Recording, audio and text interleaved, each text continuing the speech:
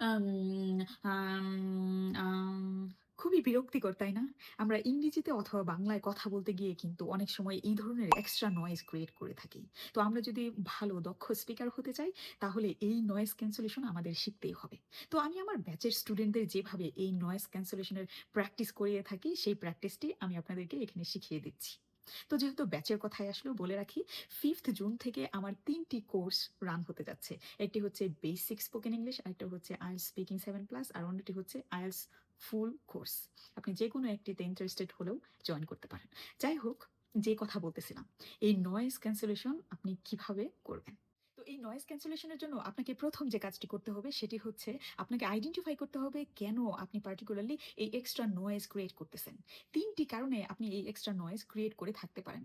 ১ম যে কারণ সেটি হচ্ছে আপনি হয়তো এই নয়েজ ক্রিয়েট করে একটি ওয়ার্ড সার্চ করছেন যেটি আপনি ভুলে গিয়েছেন, বা নতুন কোনো ভালো ওয়ার্ড এখানে এড করতে চাচ্ছেন।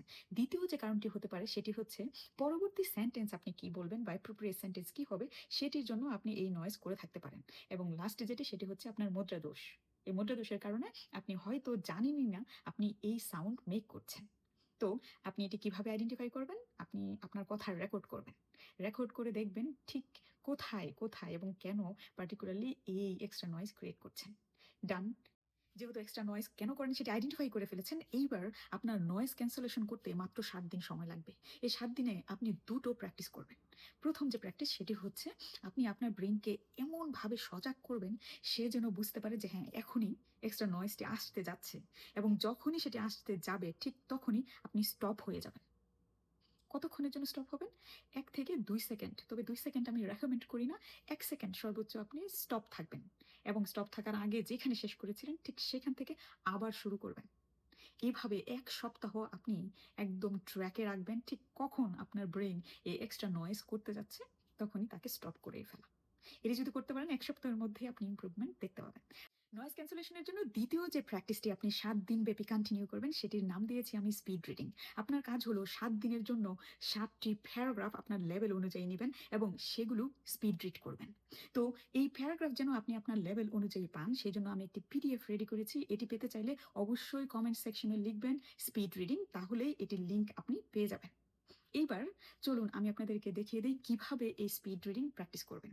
তো এই স্পিড রিডিং প্র্যাকটিস করার জন্য আপনি যেকোনো একটি প্যারাগ্রাফ নেবেন এবং এই প্যারাগ্রাফটি ৫ বার স্পিড রিড করবেন।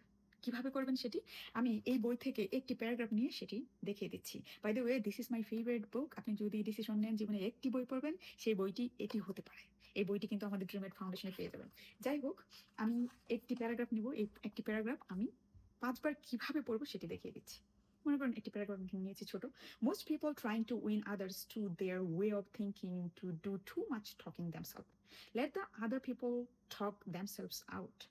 They know more about their business and problems than you do. So ask them questions. Let them tell you a few things.